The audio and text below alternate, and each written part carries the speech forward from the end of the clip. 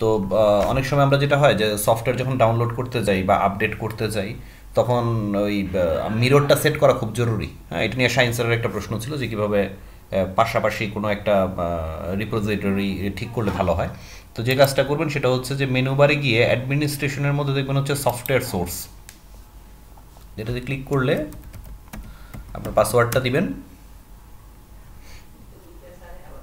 তো অবশ্যই কিন্তু আপনি নেটওয়ার্ক ইয়াটা অন রাখবেন, অনলাইনটা অন রাখবেন আর কি, মানে বা নেটওয়ার্ক কানেকশনটা অন রাখবেন। এখানে দেখবেন হচ্ছে মেইন অংশটা রয়েছে, এখানে যদি আপনি এটা ক্লিক করেন,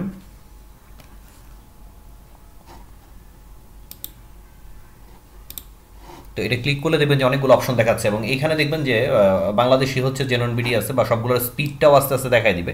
একটু সময় দিলে দেখবেন যে বিভিন্ন জায়গায় স্পিড দেখাই দিতেছে যে কোনটার স্পিড কত। এই মুহূর্তে সবচেয়ে বেশি আছে হচ্ছে জেনন বিডিতে 279 kbps বাস। এই জেনন বিডিটা বা যে কোনো একটা অন্য একটাও দিতে পারবেন। হ্যাঁ, তো এরকম বিভিন্ন জায়গায় ইয়া করা থাকবে।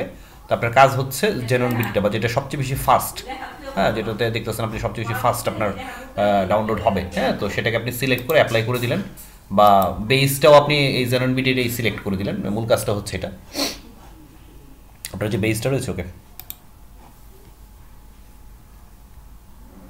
তো এটার মধ্যে আপনি কী করলেন, এখানে আপনার স্পিডটা দেখাবে যে কয়েকটাই মিরর আছে, ঢাকা কম আছে, জেনন বিডি আছে। আমরা একটু স্পিডটা দেখে নিব, আগে একটু স্পিডটা আসতে একটু সময় নেবে। স্পিডটা কনফিগার, যেমন এটা 200 kbps আছে, হ্যাঁ, ও বন্ধুর আর্কাইভ যেটা আছে। তো এরকম অনেকগুলো মিরর আছে, ওরা আছে, ও অনেক ভালো এটা। তাহলে সেক্ষেত্রে আপনি এই ঢাকা কমকে নিয়ে নিতে পারেন। এই মুহূর্তে ঢাকা কম সবচেয়ে ভালো আছে, মানে যখনই কোনো কিছু ডাউনলোড করবেন তখন দেখবেন যে কোনটার স্পিড বেশি আছে। ঢাকা কমে বেশি আছে, ওকে ফাইন, তাহলে ঢাকা কমটা রেখে দেন, ইট গুড, ঠিক না? যেমন এটার মধ্যে আবার গেলাম যে ইয়ার রিপোজিটরি কী আছে, মেইন রিপোজিটরি কোনটা আছে। হ্যাঁ, তো ওইটার মধ্যে আবার দেখলাম যে জেনন বিডিতে স্পিড বেশি আছে।